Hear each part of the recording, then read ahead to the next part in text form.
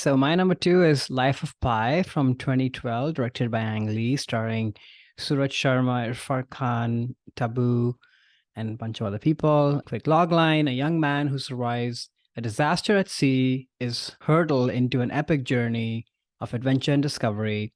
While cast away, he forms an unexpected connection with another survivor, a fearsome Bengal tiger.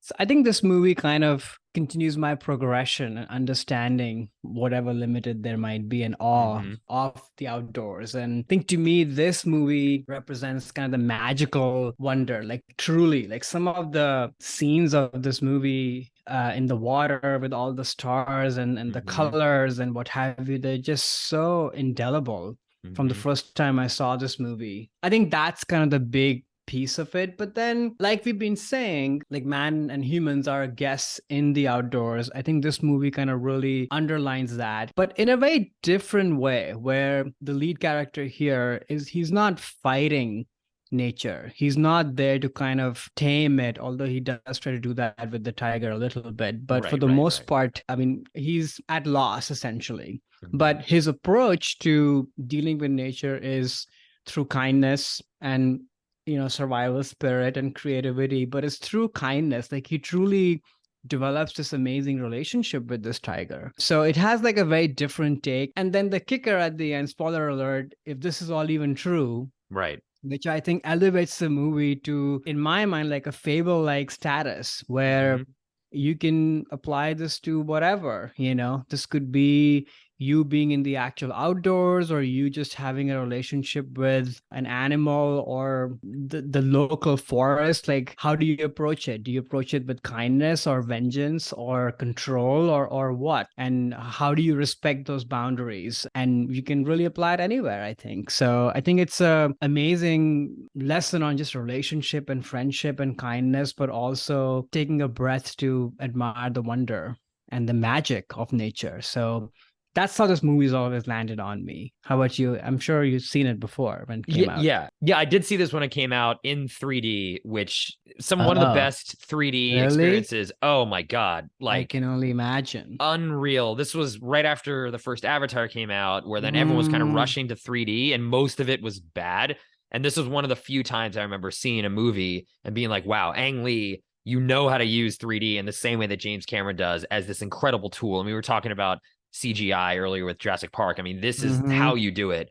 But yeah, mm-hmm. this movie, I loved it when I saw it when it came out, and I'd seen it maybe once on at home afterwards, but definitely the 3D, I remember being like, oh, the movie's not as impactful without that. And on this rewatch, I again just like think the movie's fantastic. It's a great tale, like you said, about a lot of different things, but a lot of it is around, you can take the tiger as an allegory for a lot of different things. One of them could be the animals. If the tiger doesn't exist, maybe it's a representation of the animal side of all of us, Right. and of Pi when he's there and having to fight to survive. He has to sort of tame his animal instincts and sort of come into balance with that. Whether again, if the tigers represents that, or maybe the tiger was real, or there's also a big treatise, another film in this movie is about religion and faith, and that you have to Mhm. have the tiger could represent God or gods, or just that faith element that you can use it when you need it, and it helps you get through things. Is it there? Is it not there? Doesn't matter whether it's there or not. If the story can get you through and that faith and that belief gets you through, then it doesn't really matter, which is sort of at the end when they're saying which story's real. And it's like, well, which one do you want to be real?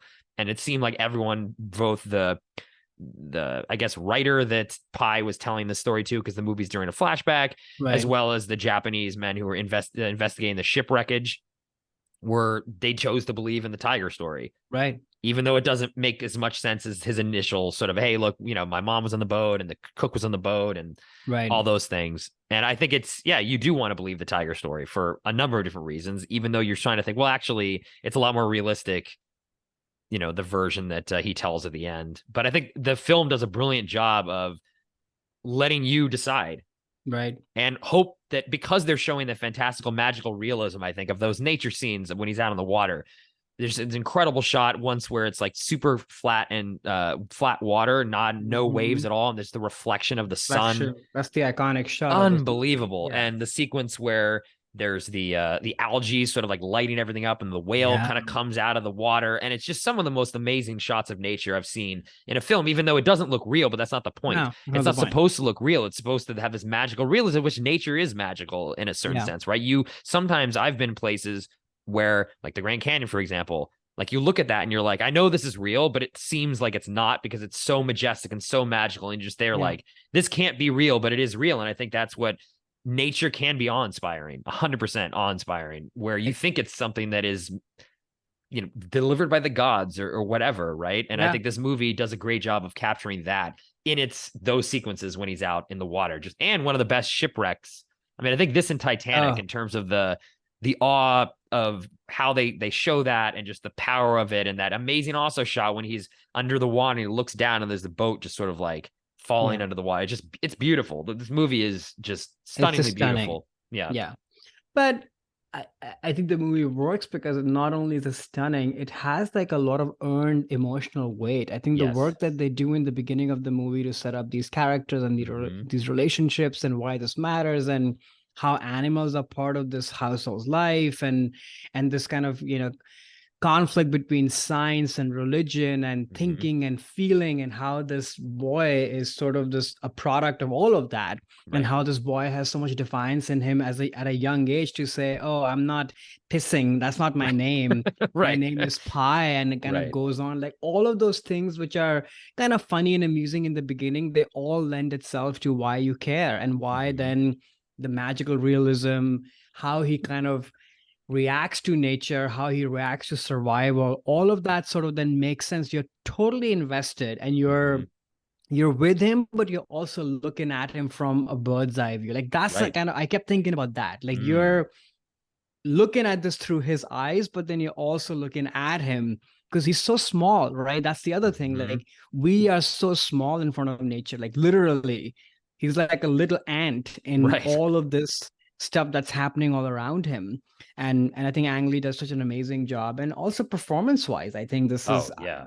this guy's like first film, and I don't know what he's done since. I haven't really followed his career, but Yeah, me either. the movie hangs on him entirely. Like if he fails, everything fails. Mm-hmm. Also, the tiger animation, Mm. kind of incredible. I think it holds up. Oh, for Like if sure. that were bad, like everything falls apart because that's like a major chunk of the movie. Exactly. Getting back to, CGI, like we were mentioning before, Yeah, the tiger is not 100% CGI, but mainly CGI. There were a couple scenes they use with the real tiger, but you kind of can't tell right. the difference. And the You can't tell acting it. that the VFX artists put into that tiger is just amazing. And too, like how the tiger kind of evolves and how you look at the tiger evolves Mm-hmm. over the course of the film. There's the beginning when the tiger, the kid is kind of in awe of the tiger. Pie is a little child, and his dad says, no, no, no, he Mm-hmm. is a savage. Like look into his eyes, you'll see nothing. You don't relate to him. Animals are separate from humans. And then Mm-hmm. there's several scenes in the movie where you see into the eyes of the tiger, and that's funny, eye of the tiger, but into the eyes of the tiger. And over several of these sequences, the more the movie goes in, you do start as an audience member seeing like the humanity, for lack of a better word, in the tiger. Especially that scene when the tiger's, about to drown, and Pie's like, "Okay, it's fine. You'll drown. I don't care. I don't want you to hurt me." And he looks down, and there's like there's feeling and emotion in the tiger's eyes, whereas before, Desperation, fear. yeah, before when you were looking at the tiger, he just sort of looked like dead sort of doll's eyes in the opening sequence when he kills the goat. You're like, oh yeah, Mhm. this is just an animal. This is not. We're so different from them. But I think Ang Lee and the visual effects artists do such a great job of subtly putting emotions into this tiger to at the end, like it is incredibly sad when the tiger just walks away, Yeah. much like like in Castaway when Wilson floats away. Like you kind of feel that of like, I shouldn't care this much about this tiger, but you are just as emotionally invested in the tiger as Pie is at that moment, because you realize that, yeah, we are actually, there is humanity in animals too. There is some of that. There are emotions there. I mean, the line is blurry, I guess, a lot blurrier Yeah. than what the dad, at least that's my takeaway from the film, blurry when the dad said of like, there's animals and there's humans. And this is sort of exploring, well, there is something that connects all living things together, which is Yeah. something I think Pie realizes over the course of the film too. Yeah. I totally agree. And there is that central sort of conflict as well while they are shipwrecked, is that should I kill the tiger Mm-hmm. and that'll allow me to then be on the boat, not sort of be in the water, take care of my supplies and and obviously, not get eaten up by the Right. tiger. Right. But then he says this in his monologue on his diary entry that in a way the tiger is the only companion he has, and keeping him away and warded off is sort of, it becomes a daily motivation for him. Right. So if you're just going to be all alone out there, maybe you'll die sooner before all your supplies and everything kind of run away, perhaps. So Exactly. that's sort of the other interesting thing of like, okay, I don't know if we can be friends, but can we coexist? And I think that's sort of the thing, that we are connected, like you said, with nature and with our surroundings. We may not be friends, we may not understand each other, but we Hmm. sort of need each other in some way or the other. And Right. that's sort of the grand food chain principle. Yep. Or if you want to look at it from a faith angle, then I'm sure there are many allegories from a faith standpoint there too, that we are all sort of nature, God's creations, and we Right. all sort of have to coexist in some form or the other. Every religion has something Hmm. around that. I'm no expert in this, so don't Right. come Right. at me. But so yeah, it's just so beautiful. And then yeah, like you were saying earlier, the majesty of nature. I have witnessed the bioluminescence Oh, stuff. wow. Really? Yeah, in Oh, Puerto cool. Rico, I did like Wow. a kayaking thing at night, and you actually see that when you put your hand in the water, the whole thing kind of lights up. Whoa. There's no way to describe that feeling. I mean, you Yeah. feel, yeah, you're totally swept up, and in that moment, if you don't believe in God, or if you don't believe in a higher power, then what do you believe in? Like, you Hmm. have to sort of explain this to your brain somehow, because it's just so unreal and so magical. And I think they do that, they capture it so beautifully. In this movie, Special effects for sure. standpoint, but like layering it with emotion, it never gets tired. Because I'm always wary of like shipwreck movies, because after a while I'm like, okay, we have to watch this one person go through this ordeal Mm. throughout the entire movie. I'm already clenching, Uh, before the movie starts, that, oh, this is going to be an ordeal, literally. right. Right. But this is like, it's very well paced, acted, and there's a lot of variation in terms of what he goes through. Oh yeah, it's a masterful film. So you did not see this in 3D? No, I wish I had, now that you're saying it. Because I was thinking about that even last night, that, oh, some of the stuff, especially like when he hallucinates, like all the, like a circle of life sort of thing, like Hmm. all the animals are floating in the water and such, Yeah. like that stuff would be incredible in 3D, perhaps. Yeah. If And it the ever island gets too. Oh yeah, if it ever gets re-released in 3D, I'd highly recommend you or any Yeah. listeners too that have seen this film but not in 3D to definitely do it. There's this one moment, and it's actually on I watched it digitally. I rented it, Mm. and they show this in even the 2D version where there's it's a 235, so there's black bars in the bottom and the top, right? Because it's letterboxed. And during this amazing sequence, which actually I think was the original teaser trailer for this film, he's there in the boat, and all of a sudden, this giant flock of flying fish are just jumping Mm. all into the boat. And there's one Mm. sequence where the fish jumps out of the frame and then over the letterbox. And you see that in I 2D and did it's see that. cool. But my Yeah. God, in 3D, it's like, whoa, is it just actually coming out of the screen? Like literally, like, oh my God, it broke the fourth wall essentially. And it's one of those, like, there are few amazing uses of 3D beyond Avatar and Avatar Way of Water, in my opinion. But this movie belongs with those two in terms of the what Ang Lee did with the 3D. So definitely, if it ever comes back in 3D, it's awe even to another level with what he's able to do. But the movie is just a great film. It really is.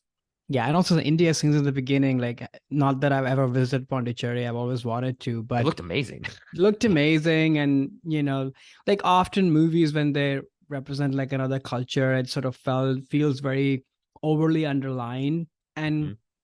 even though this is, but there's something about the narration of Irfan Khan's voice, or the Mhm. fact that the whole movie has like a fable like quality, that even India sort of feels like a bit of a fable place. Right, right. Its colors and how it's represented, like, and then the music, that score that Oh, won an Oscar, yeah. also Great does such score. an amazing job right from the get-go of kind of putting you in this space of like kindness and love and Hmm. magic and wonder. Like, that's what I associate with this movie always. And those are all things that I would also associate with the outdoors or parts of the outdoors. Yeah. There is that wonder, that majesty. Again, when you see certain things like the bioluminescence for you or like the Mhm. Grand Canyon, for me, it's a spiritual thing, but you're Mhm. not connecting with necessarily like a higher power or other humans. You're connecting with nature and you get that awe. And this movie just like hits that right on the head.